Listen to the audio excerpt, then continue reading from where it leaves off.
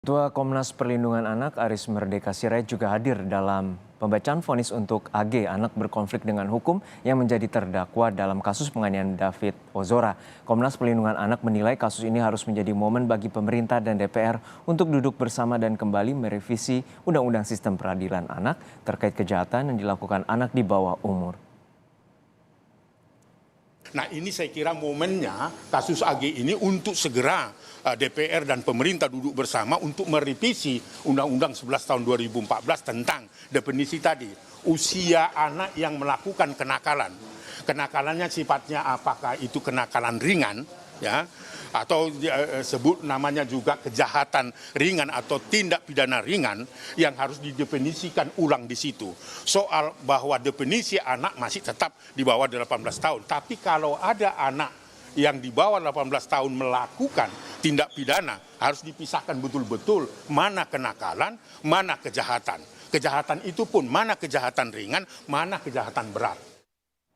Sidang putusan bagi AG akan berlangsung siang hari ini. Lalu akan seperti apa nanti jalannya sidang? Kita bergabung dengan jurnalis Kompas TV Nanda Aprilia di Pengadilan Negeri Jakarta Selatan. Nanda, Pengadilan Negeri Jakarta Selatan menyatakan sidang vonis ini akan dilakukan secara terbuka. Namun untuk konfirmasi terakhir bagaimana? Apakah anak AG akan hadir dalam sidang vonis ini?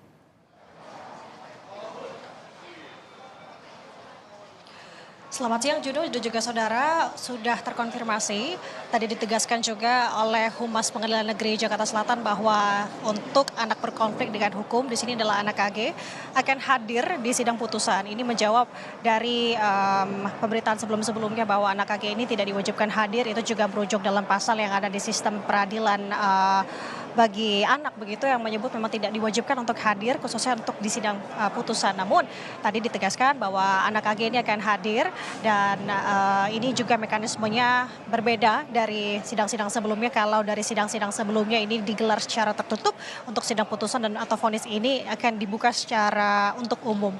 Namun memang tadi ada perhatian atau hal-hal yang menjadi perhatian yang disampaikan oleh Humas Pengadilan Negeri Jakarta Selatan terkait untuk awak media sendiri memang dibatasi, tidak boleh banyak masuk ke dalam ruang sidang anak yang digelar hari ini. Memang ini memperhatikan terkait kapasitas dari ruangan yang dimana hanya 20 orang saja. Ini sudah termasuk dari jaksa penuntut umum, hakim dan juga dari pihak pembinaan, keluarga korban dan juga keluarga terdakwa. Kemudian kalau kita melihat di sini pantauan di lokasi yang sudah hadir dari keluarga korban David Ozora, ini ada kuasa hukum yakni Melisa Anggraini, kemudian juga ada om dari David Ozora yang juga sudah hadir di sini untuk mengawal kasus atau sidang putusan hari ini. Kemudian tadi memang ada beberapa harapan yang disampaikan oleh keluarga korban begitu untuk sidang hari ini dan juga menyampaikan permintaan maaf bahwa orang tua dari David Ozora masih belum bisa hadir ke sini lantaran masih melihat progres dari David Ozora yang berada di rumah sakit. Kemudian juga ayah atau kakek dari David Ozora tidak kurang enak badan, maka itu menjadi alasan-alasan orang tua tidak hadir, khusus orang tua David Ozora ini. Kemudian kami melihat untuk saat ini, kalau kita melihat tuntutan kemarin, memang David Ozora, maksud kami anak AG dituntut selama 4 tahun penjara. Kita akan melihat bagaimana proses persidangan hari ini, apakah hakim tunggal akan memberikan hukuman lebih ringan ataupun lebih berat. Juno. Ya, Nanda, sebelumnya anak AG dituntut 4 tahun penjara. Lalu bagaimana tanggapan ataupun harapan keluarga David Ozora atas vonis hakim nantinya?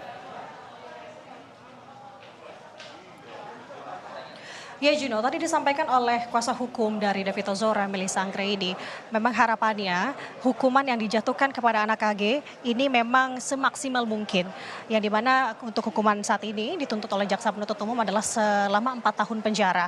Yang dimana itu sudah merujuk dari pasal 355 KUHP, ini terkait dengan penganiayaan berat yang sudah direncanakan. Namun kalau misalkan untuk orang dewasa atau orang normalnya begitu, ini dituntut selama 12 tahun secara maksimal. Namun melihat dari pertimbangan bahwa anak AG ini masih berada di atau anak di bawah umur, kemudian hal-hal tersebut, maka dipangkas hukumannya ini dari setengahnya 6 tahun, memperlihat usia AG saat ini masih 15 tahun, maka dipangkas lagi menjadi 4 tahun. Dan berikut adalah harapan dari kuasa hukum perwakilan dari keluarga David Ozora melalui kuasa hukum Melisa Anggraini terkait dengan harapan tuntutan putusan hari ini. Banyak berdoa, berserah diri, mudah-mudahan hari ini Tuhan bukakan pintu keadilan untuk anak korban David. Hari ini rencananya yang hadir perwakilan keluarga ada dari Bang Alto, terus teman-teman dari Satu Darah. Kebetulan orang tuanya David tidak bisa hadir untuk hari ini. Beliau titip salam, mohon doanya karena David masih sulit untuk ditinggal dan eyangnya David juga sedang sakit. Jadi hari ini masih kami dulu yang mendampingi. Gitu. Itu kan sudah dipangkas setengah ya kalau anak. Jadi kalau kemarin jaksa penuntut umum bilang hal yang meringankan adalah terkait usia, maka menurut kami pasal 81 di Undang-Undang SPPA itu sudah mengakomodir terkait itu. Makanya kan berkurangnya setengah tuh. Sehingga menurut kami tidak perlu lagi ada pengurangan atau korting-korting terkait dengan putusan.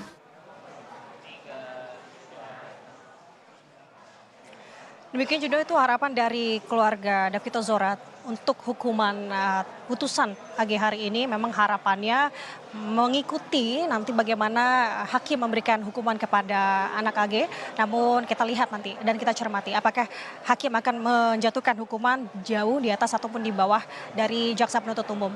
Juno. Baik, kita nantikan bagaimana jalannya sidang vonis nanti yang akan digelar pada pukul 2 siang nanti. Terima kasih rekan Nanda Aprilia dari Pengadilan Negeri Jakarta Selatan.